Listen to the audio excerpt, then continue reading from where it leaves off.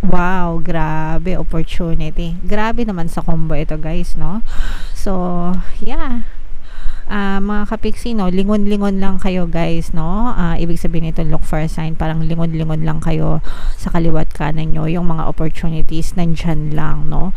And isa dun sa mga opportunities na yon, guys, ang maaari magdala ng success, swerte, tagumpay, victory sa inyo.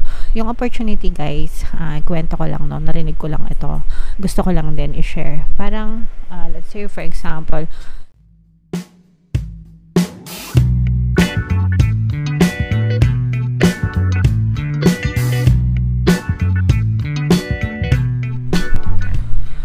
hello guys, hello Sagittarius, welcome back to Pinay Pixie Tarot. Ang pamagat ng episode natin for tonight is monthly horoscope para ngayong March para sa Sagittarius, Sun, Moon, Rising, Sign, and Venus. General reading lang, guys, pwede mag-resonate, pwede hindi, combination ng positive and negative energy. Sa dulo ng video, guys, magkakaroon tayo ng yes or no pick a card reading. Ito yung deck na gagamitin natin, mga kapiksi. So, pwede kayo magtanong ng isang tanong answerable by yes or no. Tapos, tingnan natin yung sagot ng tarot sa inyo, mga kapiksi. Okay? So, tingnan natin, guys, yung mga mensahe para sa inyo. Unahin natin to, guys. Look for a sign, mga kapiksi. First message. Another one. Meron tayong success. Wow, grabe. Kapag positive, nag-iiba yung ano ko, no? Yung tono ng boses. Napapansin nyo ba yun, guys? Comment down below if napapansin nyo yan. And another message. Wow, grabe opportunity. Grabe naman sa combo ito, guys, no? So, yeah. Mga kapiksi, no, lingon-lingon lang kayo, guys, no? Ibig sabihin nito, look for a sign. Parang lingon-lingon lang kayo sa kaliwat kanan nyo. Yung mga opportunities, nandyan lang, no? And isa dun sa mga opportunities na yon, guys, ang maaari magdala ng success, swerte, tagumpay, victory sa inyo. Yung opportunity, guys, kwento ko lang, no? Narinig ko lang ito. Gusto ko lang din i-share. Parang, let's say, for example, sa isang araw, ngayon, today, mga kapiksi, ilang pulang kotse yung nakita mo, ilang pulang kotse yung napansin mo nung pumasok ka sa trabaho, nag-commute ka, diba, o kaya ikaw mismo nag-drive. Napansin mo ba, nakita mo ba kung may mga nakita kang pulang kotse sa kalsada? Okay, pwedeng sabihin mong wala, pwedeng sabihin mong meron pero konti, pwedeng sabihin mo na hindi mo napansin. Okay, pero what if sabihin ko sa'yo na marami kang pulang kotse na may kita sa paligid mo bukas pag nag-travel ka? Look for red cars. Okay, so ang gagawin mo, syempre, bukas pag biyahe mo, titingnan mo ngayon kung ilang kotse yung makita mo sa paligid mo. And the more na fino-focus mo yung attention mo doon, naghahanap ka ng red cars, mapapansin mo, ang dami ko palang pulang kotseng nakita, ang dami ko palang pulang kotseng nadaanan. Okay? So, it's the same with opportunities, mga kapiksi. Nandyan lang sila sa paligid natin. Hindi natin napapansin kasi hindi natin binibigyan ng attention. Alright? Pero the moment na bigyan nyo ng attention, maghanap kayo ng opportunities, doon nyo mapapansin, ang dami pala, pwede pala to, pwede pala yan, okay pala to, okay pala yan. Okay? So, ganun yung ibig kong sabihin, mga kapiksi. Opportunities are everywhere. Kaya lang parang wala kayong nakikitang opportunities is because hindi nakatuon yung focus ng attention nyo dyan. Okay? And sabi ko nga, guys, itong mga opportunity na to, pwede ito magdala sa inyo ng success at tagumpay. So, itong mga positive energies na to, guys, i-claim nyo na to kasi combo ito, no? Claim nyo na yan sa comment section. Mind success, mind tagumpay, mind victory, mind opportunities, mga kapiksi. Mind maraming opportunities. O kaya mind red cars. Okay?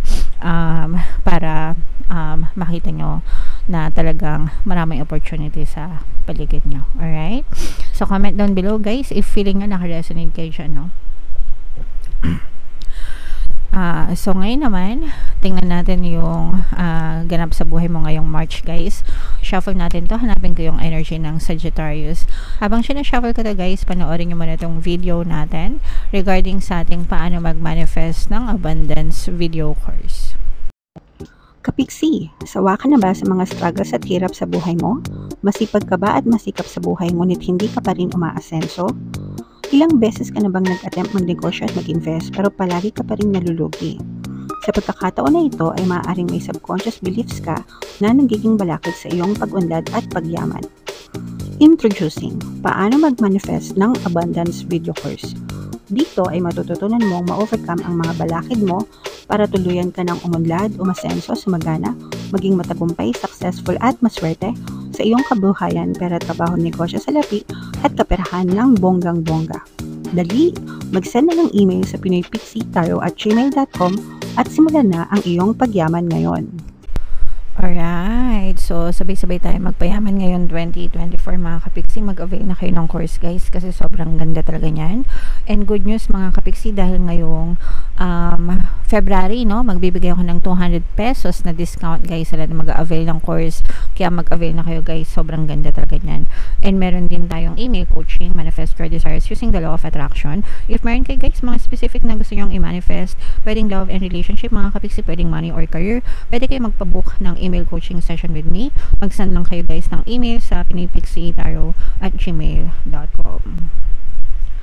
So, ito guys, ito yung positive and negative energy. So, meron ditong, fire signs guys, Sagittarius kaya represent ng King of Wands. Meron presence dito ng water sign, Cancer, Pisces, Scorpio. For some of you, maaaring may water element guys sa inyong natal chart. For some of you, you may be dealing with a water sign. So, ito yung positive and negative energy. Sa mga kapiksi natin na may mga ka-LDR, no? Or pwede rin kahit hindi LDR. Pero, mag-ingat kayo sa manloloko kasi yung iba sa inyo baka niloloko kayo ng partner nyo. Hindi naman lahat guys, no? Pero watch out for red flags, okay? I'm sure nakikita nyo if may red flags sa relationship nyo. And itong mga red flags na to, cheating, lying, betrayal, trust, broken trust issues, dishonest, disloyal. Yan yung mga nakikita natin. Malakas yung impact sa LDR. Pero sabi ko nga, kahit hindi kayo LDR guys, pwedeng itong mangyari sa inyo. Pero ito, nakikita ko rin naman dito na itong person na to is hihingi rin ito ng forgiveness sa inyo. Hihingi rin ito ng second chance mga kapiksi. Baka kasi na-experience nyo na siya, nandun na yung kumbaga na-discover nyo na yung mga betrayal niya. Tapos ngayong March, parang ito na yung time na babalik itong person na to para manghingi ng sorry sa inyo. Not necessarily makipagbalikan, pero reconciliation in terms of asking forgiveness, ganyan. Gusto kong humingi ng tawad nito kasi baka nakukonsensya sila sa kanilang ginawa sa inyo. Pero nakikita ko rin dito na kahit na humingi ito ng sorry sa inyo, parang hindi rin naman siya magbabago mga kapiksi. Kumbaga ganun pa rin siya. Gusto niya lang i-ease yung burden niya guys. And also yung iba sa inyo parang wala na rin kayong pake dito sa person na to.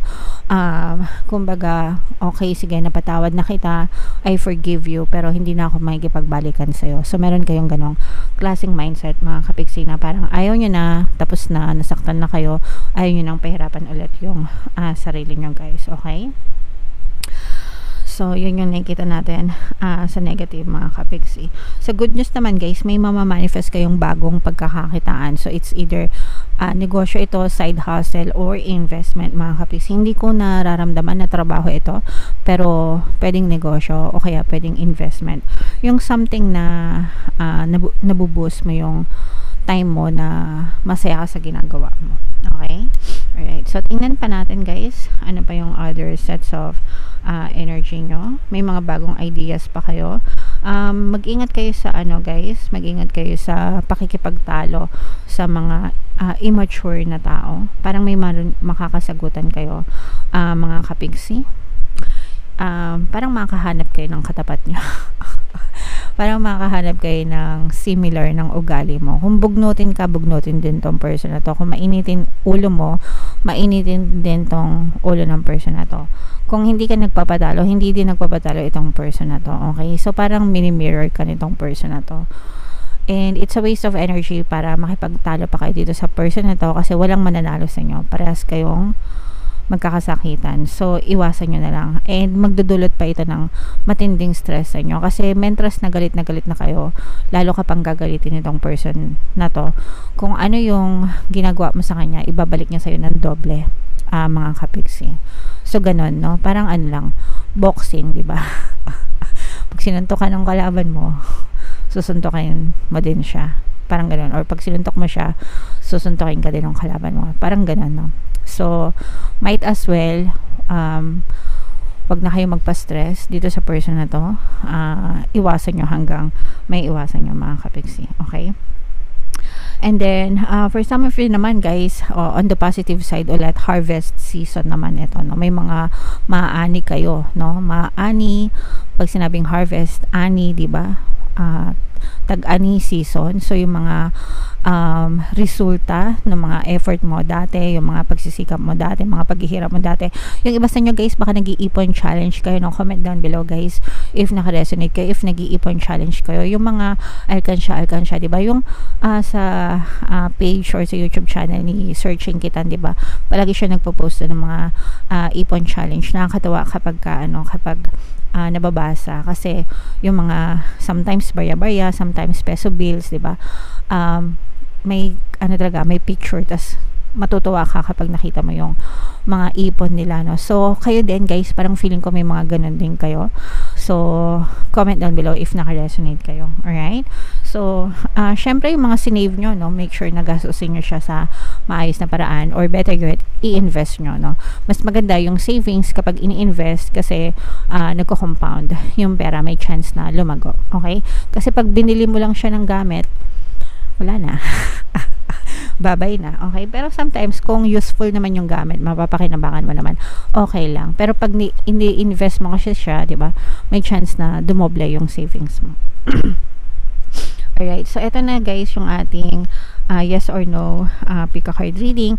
Hinga ng malalim, guys, no? Tapos, habang sinashuffle ko to, itanong nyo sa isip nyo kung ano yung tanong na gusto nyong malaman for March. And habang sinashuffle ko to, guys, meron tayong exclusive membership program dito sa ating channel.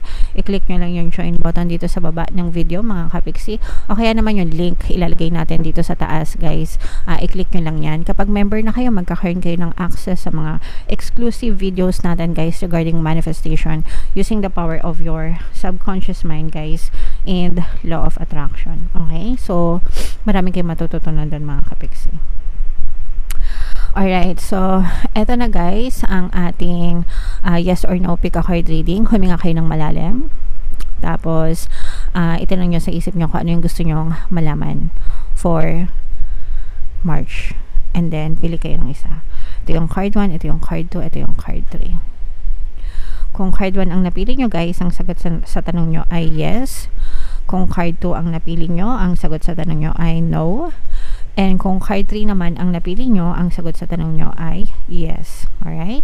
So, comment down below, mga kapiksi, if naka-resonate kayo, guys, and tsaka yung mga positive energies, i-mind nyo na yan sa comment section, mga kapiksi. Okay? So, ito yung ating mga pampaswerte subliminal, guys. Pakinggan nyo ngayon 2024 para lalo kayong umasenso at umunlad. And ito naman yung ating success stories ng paano mag-manifest ng abundance video course. Click here to subscribe, guys, and click here to join our membership program. Thank you for liking, sharing, and subscribing. See you again next time. I love you all, guys. Have a nice day. Bye-bye.